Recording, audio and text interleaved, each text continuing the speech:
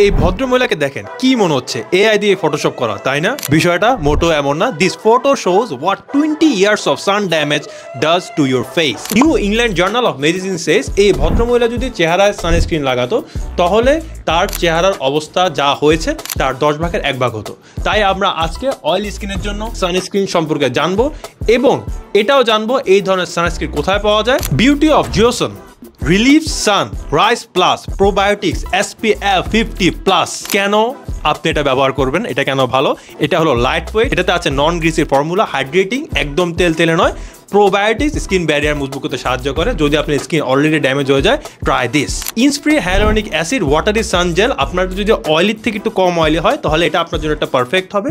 এটা একটা water base, এটা সহজে ফেসে মিশে যায়, হাইড্রেশন দেয়, এটা একদম ফেসকে তেলে করে না। হাইলোনিক অ্যাসিডের জন্য এটা ত্বককে কোমল লাগে। এগুলোর সাথে সিমিলার হাইয়েস্ট কোয়ালিটির প্রোডাক্ট আপনি পেয়ে যাবেন ফর ইউর স্কিন বাংলাদেশ পেজে।